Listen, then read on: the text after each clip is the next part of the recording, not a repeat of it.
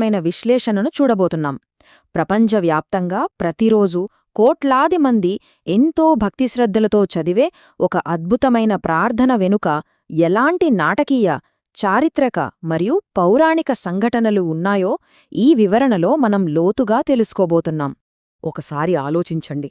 విలపిస్తున్న ఒక వితంతువు, కోపంతో రగిలిపోతున్న ఒక చక్రవర్తి, అకస్మాత్తుగా ఎక్కడ్నుంచో దూసుకొచ్చిన వానర సైన్యం, ఇవన్నీ ఒక ఇతిహాస ప్రార్థన పుట్టుకకు ఎలా దారితీశాయి?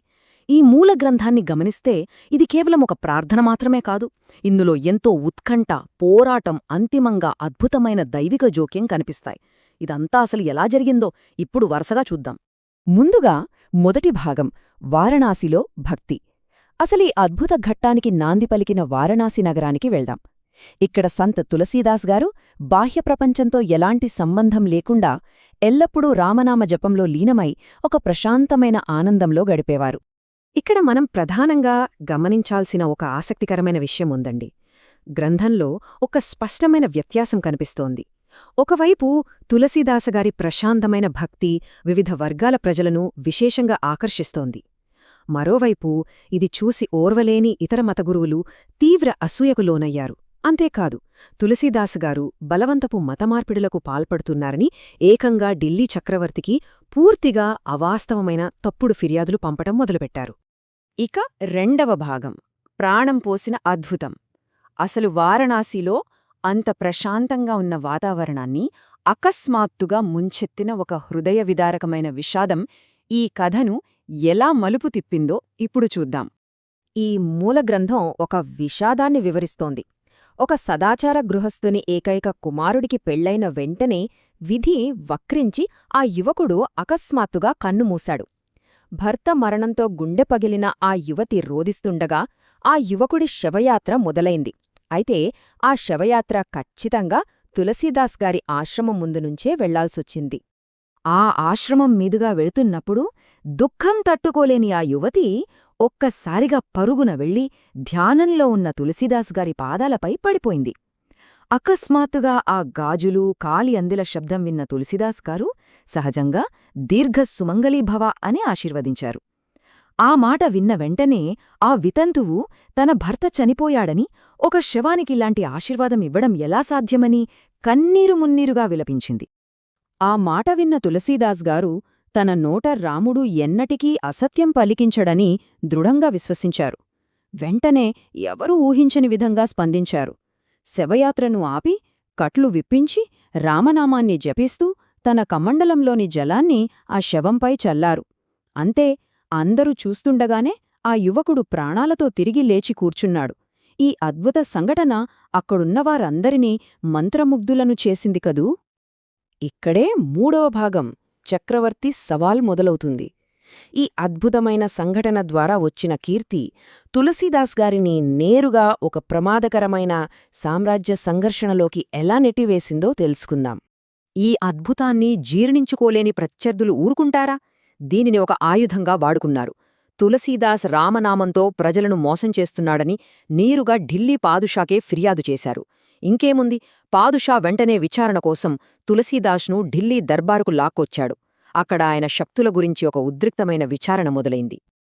ఆ విచారణలో పాదుషా ఎంతో అహంకారంతో ఒక సవాలు విసిరాడు. రామనామం ఏకంగా మరణాన్ని కూడా జయించగలదా అని ప్రశ్నించాడు.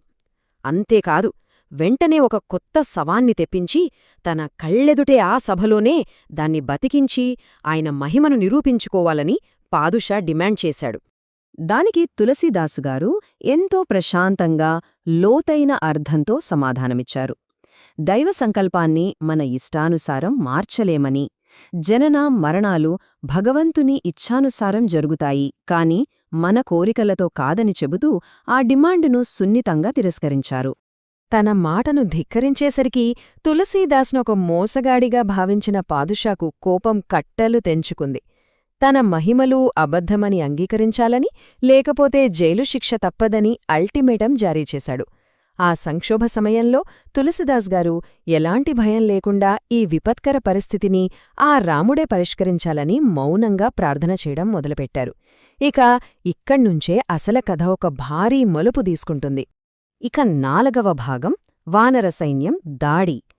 మనమిప్పుడు ఈ కథలోని అత్యంత ఆశ్చర్యకరమైన ఊహించని పరిణామాలు జరిగే దశలోకి అడుగుపెడుతున్నాం.